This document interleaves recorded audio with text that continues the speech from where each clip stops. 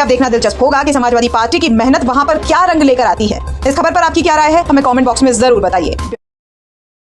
तो सुना हमने अदिति को, और ऐसे में अनुपम सर, ये तो आप समझिए कि लग रहा है कि जैसे ये जो बोलने का अंदाज था अदिति का, विरासत में मिला हुआ है। लग नहीं रहा इतनी कम उम्र की अदिति, और जिस तरीके से वोट देने की बात कह रही है, युवाओं के हक की बात कह रही है। और मैंने इनके एक दो भाषण और भी सुने हैं समाजवादी पार्टी को लेकर। अदिति का ऐसा प्रचार है कि महिलाएं अदिति के पैर छू रही है वहां पर, जो समाजवादी पार्टी के समर्थक है। क्या कहेंगे आप?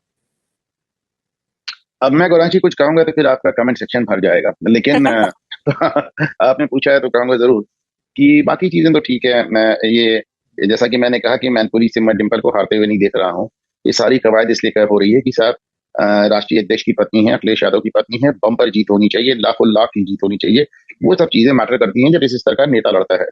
लेकिन हैविंग सेड दैट, आप खुद सोचें गौरांशी, एक लोकतांत्रिक व्यवस्था के अंतर्गत अगर छोटी सी बच्ची को सर पे पगड़ी रख के 50-50 साल के आदमी अपना नेता बता रहे हैं, अपना भविष्य बता रहे हैं, अपनी उसको विरासत दे रहे हैं, तो ये लोकतंत्र का माहौल नहीं है तो और क्या है।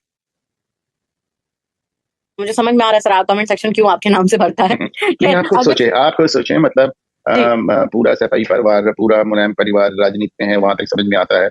अब एक अदिति यादव, मुझे तो ये भी नहीं मालूम बालिग है कि नहीं बालिग है, वोट देने के काबिल हैं या नहीं काबिल हैं।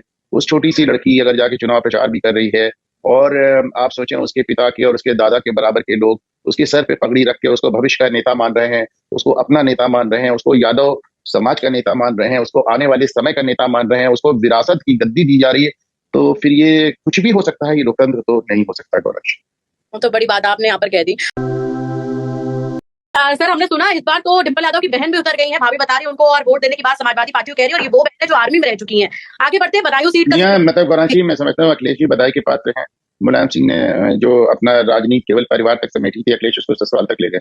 सर, हम क्या ही बोले इस बात पर कि ससुराल तक ले गए। वो पहली बार, वाकई ये पहली बार नजर आई अपनी बहन के लिए प्रचार प्रसार करते हैं। इस बात में कोई दो राय नहीं है कि वहां पर समाजवादी पार्टी के लोग चाहते हैं कि डिंपल यादव इतने बड़े अंतर से जीते कि एक नैरेटिव सेट हो जाए कि राष्ट्रीय अध्यक्ष की पत्नी लड़ रही है तो वो चुनाव जीतने में किस कदर सक्षम है। और ना सिर्फ चुनाव जीतती है बल्कि इसके साथ साथ एक बड़ा मार्जिन भी क्रिएट कर देती है, जो बाकी सभी पार्टियों के लिए चिंता का विषय बन जाता है। अब ये देखिए यूं ही नहीं कहा जाता मैनपुरी को, लेकिन समीकरण है